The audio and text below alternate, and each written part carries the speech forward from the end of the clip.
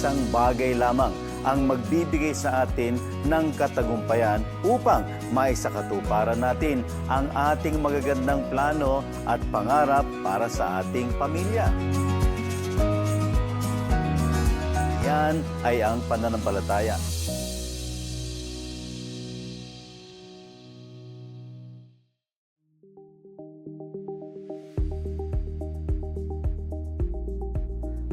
Magandang araw sa inyo mga kapatid at kaibigan. Tayo po ay nasa huling session na ng ating pag-aaral patungkol sa pananampalataya. Napakabilis talaga ng panahon at medyo siyempre nakalulungkot dahil patapos na po tayo. Pero sa kabila nito, ako din po ay nagpapasalamat at nagagalak dahil binigyan tayo ng Panginoon ng panahon na magkasama-sama upang mag-aral ng Kanyang salita at sama-samang matuto at lumago sa ating pananampalataya.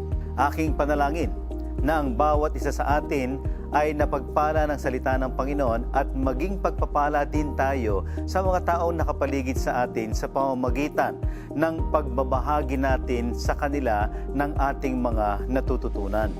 Muli po, gaya ng ating nakagawian, tayo muna po ay magsimula sa isang panalangin.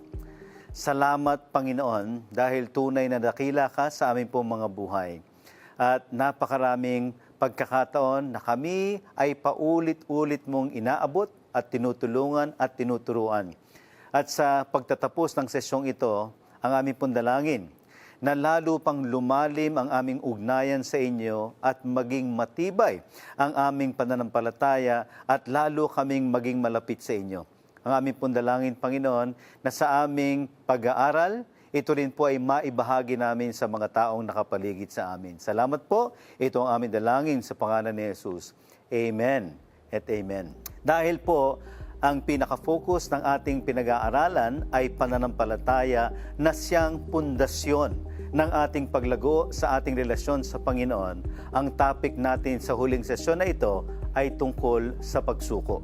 Ito ang magiging daan upang magkaroon tayo ng tunay na pananampalataya at simula ng maayos na buhay dito sa lupa at hanggang sa paglisan natin sa mundong ito.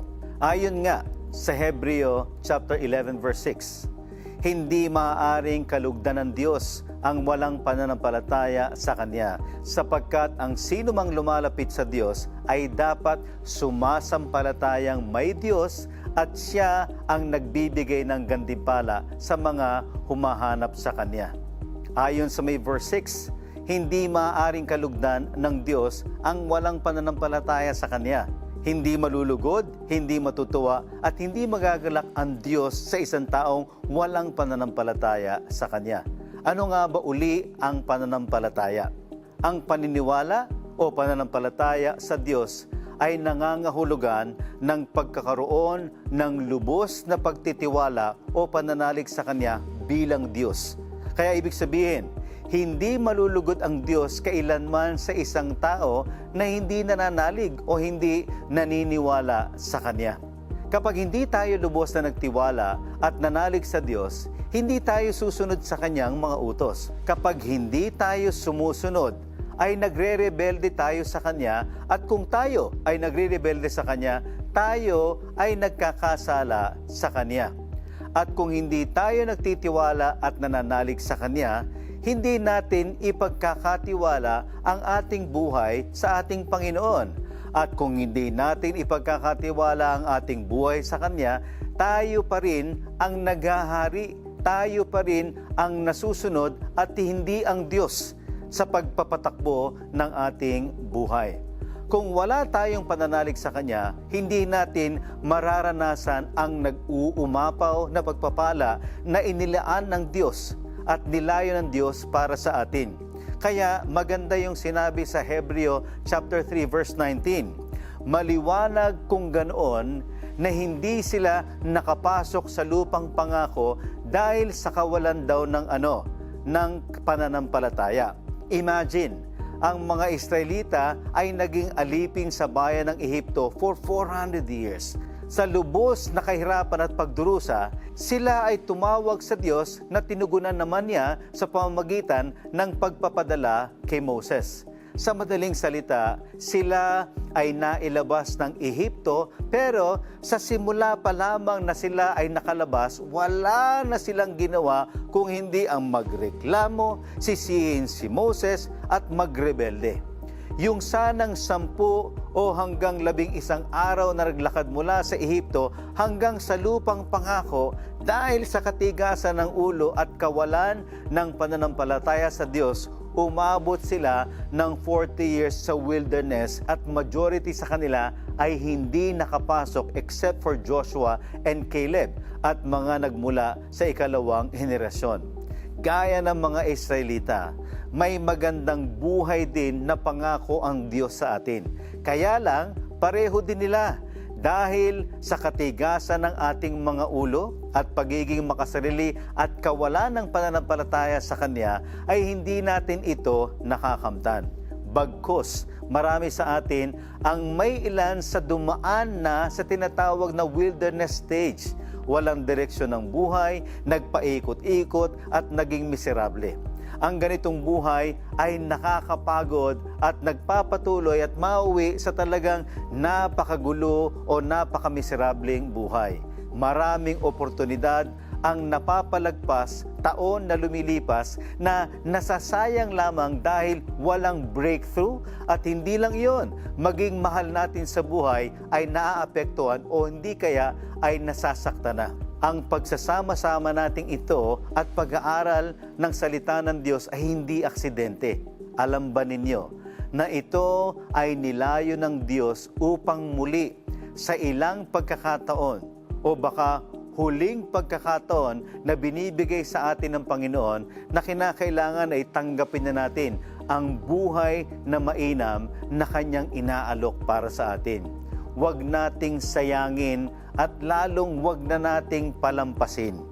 Kaya sinasabi sa Isaiah chapter 55 verse 6, hanapin mo si Yahweh habang siya'y matatagpuan. Manalangin ka sa Kanya habang siya'y malapit pa. Alam ninyo, hindi na nga natin kailangang hanapin. Si Yahweh na ang lumapit sa atin. At gaya na nabanggit ko kanina, pwede para sa ilan sa atin na ito na ang huling pagkakataon na ibinibigay sa atin ng Panginoon. Atin na siyang seryosohin at huwag na nating palampasin pa. Bakit natin kinakailangan magtiwala at manampalataya sa Panginoon? Balikan natin ulit yung sa Hebreo. Hindi maaaring kalugdan ng Diyos ang walang pananampalataya sa Kanya, sapagkat ang sinumang lumalapit sa Diyos ay dapat sumasampalatayang meron Diyos at Siya ang nagbibigay ng gantimpala o reward sa mga taong humahanap sa Kanya. Kailangan tayong manampalataya sa Kanya dahil sa Kanya nagsisimula ang lahat ng pagpapala. Isa pang dahilan kung bakit dapat tayong manampalataya sa Kanya ay dahil hindi lang Siya ang source ng pagpapala, kung hindi Siya din ang Panginoon na pinagmulan ng lahat ng bagay. Anong ibig sabihin na Siya ang pinagmulan ng lahat ng bagay? In Colossians or Colossus chapter 1 verses 16 to 18, anong sabi rito? Sapagkat sa pamamagitan niya ay nilikha ang lahat ng nasa langit at nasa lupa. Nakikita man o hindi, pati ang mga espiritual na kapangyarihan, paghahari, pamamahala at pamumuno. Ang lahat ay nilikha ng Diyos sa pamamagitan niya at para sa Kanya. So ibig sabihin, sabi nga doon sa aklat na sinulat ni Rick Warren na Purpose-Driven Life, all things were created by Him, by God, and for Him, for God. It is for His pleasure. Para sa Kanyang kaaliwan o kaluguran. Alam ninyo, nung una kong marinig yon, parang sabi ko sa sarili ko, na ano yon? Para lang laruan na nilikha ng Panginoon para ako ay paglibangan? Until naisip ko na bilang tatay, ako bilang tatay, na hindi naman ganoon ang intensyon ko na mag-anak lang ako para paglibangan. Hindi ba't sa isang ama, nung sinabi pa lang sa iyo na buntis ang iyong asawa, sobra-sobra ang iyong ligaya or kagalakan. At sa araw ng kapanganakan, yung makita mo pa lang ng unang beses ang iyong anak, hindi mo na maipaliwanag ang iyong saya. At bilang magulang, hangad mo ang magandang buhay para sa iyong anak. Makapagtapos sila ng pag-aaral, magkaroon sila ng maayos na trabaho, at eventually, maayos na pamilya. Lahat ng magagandang nangyayari sa kanila, ang pinakamasaya ay ikaw bilang magulang. Alam niyo, gaya ng sinasabi ko, lahat ng pinakamainam, lahat ng mga magagandang bagay at lahat ng pinapagawa ng Diyos ay hindi para sa Kanya kung hindi para sa atin. Kaya naman habang sila'y lumalaki, ginagabayan natin sila at paulit-ulit na pinapaalalahanan na gumawa ng mga bagay na tama, at kapag sila ay nagkakamali, sila ay dinidisiplina natin. Bakit? Dahil gusto natin na maging tuwid ang kanilang landas at sila ay magkaroon ng maayos na buhay. Ganon din ang Panginoon. Nilikha niya tayo at nilayon na magkaroon tayo ng maayos na buhay. Kaya lang, gaya ng ibang mga anak, matigas din ang ating ulo at tayo ay naliligaw ng landas. Kaya may mga pagkakataon na kinakailangan tayong ituwid o disiplinahin ng Diyos upang maitama ang mali nating pamumuhay. Ang tanong, ilang beses ka na bang nadisiplina ng Panginoon, kapatid? Kulang pa ba? Hindi rin nagkulang ang Diyos dahil nandiyan ang Biblia, ang Kanyang salita na magsisilbing gabay para sa atin. Kaya lang, hindi natin binibigyan ng pansin.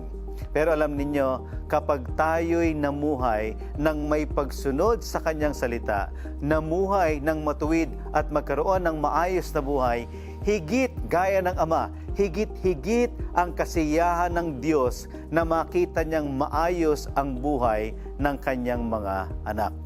Pero para maranasan natin ang magandang buhay na nilayon sa atin ng Panginoon, kinakailangan na seryosohin natin ang Kanyang salita at magkaroon ng pagnanais sa ating puso na talagang gugustuhin na natin ng buhay na may direksyon, at ito ay mangyayari lamang kung isusuko natin ang ating buhay sa ating Panginoong Jesus. Balikan nating muli yung aklat ng Isaiah. Hanapin mo si Yahweh habang siya'y matatagpuan, manalangin ka sa Kanya habang siya'y malapit pa. Hindi sa tinatakot ko kayo, pero ito ay hindi ko iniimbento. Ito'y salita ng Diyos. Sinabi niya na habang siya ay matatagpuan at habang siya ay malapit pa. Pagkakataon na ibinibigay niya upang magkaroon tayo ng breakthrough sa ating mga buhay. Sa Isaiah chapter 55 verse 7, kung talagang nais na daw natin na magbago ang ating buhay at talagang gusto natin na lumapit sa Diyos, ito raw ang dapat nating gawin. Sa verse 7, dapat nating talikuran ang mga gawain ng taong masasama at dapat magbago ng pag-iisip ang mga taong liko. Sila'y dapat manumbalik at lumapit kay Yahweh upang kahabagan, at mula sa Diyos makakamit nila ang kapatawaran. Sa paglapit sa Panginoon, kinakailangan ng ano? Kinakailangan hindi ng pagyayabang, kinakailangan ng pagpapakumbaba. Naaaminin natin sa Kanya na tayo ay lubhang namuhay na makasalanan. Naaaminin natin sa Kanya na hindi natin kaya pala talagang ayusin ang ating buhay. Na tayo ay mangangako, na tayo ay mamumuhay na ng ayon sa Kanyang kalooban. Na sa oras na ito, sa dinami-dami ng ating mga pinag-aralang salita ng Diyos, ay atin ng totoo na isusuko ang ating buhay sa Kanya at ipagkakatiwala ang lahat dahil tayo ay lubos na mananampalataya sa Kanya. Sa John chapter 3 verse 36, ang sabi dito, ang sumasampalataya sa anak ay may buhay na walang hanggan. Ngunit, ang hindi sumusunod sa anak ay hindi magkakaroon ng buhay, sa halip mananatili sa kanya ang puot ng Diyos. Alam ba ninyo na ang pinakamagandang pagpapala sa pananampalataya ay ang kasiguruhan ng buhay na walang hanggan sa piling ng ating Panginoon? Kung ito na ang nais at desisyon mo sa oras na ito, sa dinami-dami ng ating mga pinag-aralan at pinag-usapan, halika kaibigan, panahon na, umpisahan na. Sundan mo ako sa maikling panalangin. Panginoon, maraming salamat po sa iyong kabutihan sa aking buhay. Maraming salamat at hindi mo ako sinusukuan. Salamat sa mga aral na binuksan mo ang aming mga puso at isipan at sa oras na ito ay inaamin ko na ako po'y pagod na ipamuhay ang aking buhay ayon sa aking sariling lakas, na nagiging daan upang lalo lang akong mapagod at lalo lang akong maging miserable. Inaamin ko, Panginoon, na ako ay naging makasarili, na ako ay nagrebelde, ako ay naging makasalanan dahil sa katigasan na rin ng aking ulo. At sa pagkakataon pong ito, buong pagpapakumbaba na isinusuko ko na ang aking buhay sa iyo. Ang aking pong dalangin, Panginoon, na mula sa araw na ito, na ang aking buhay ay magiging ayon na sa iyong kalooban, na ang aking isipan ay magiging ayon na sa iyong isipan. At tulungan mo ako na mula po sa oras na ito at sa mga darating pang araw, na ang aking buhay ay magiging kapuri-puri at kalugod-lugod na sa iyo. At hindi lamang po yan, Panginoon, gamitin mo na rin ako upang magsilbing halimbawa at instrumento ng pag-abot sa iba pang mga tao na nangangailangan ng Kristo. Ito po ang aming dalangin sa pangalan ni Jesus. Amen at amen. Diyan po nagtatapos, mga kaibigan at kapatid, ang ating mahabang mga pag-aaral, pero naniniwala ako na gagamitin kayo ng Panginoon. God bless. Isang bagay lamang ang magbibigay sa atin ng katagumpayan upang maisakatuparan natin ang ating magagandang plano at pangarap para sa ating pamilya. Yan ay ang pananampalataya.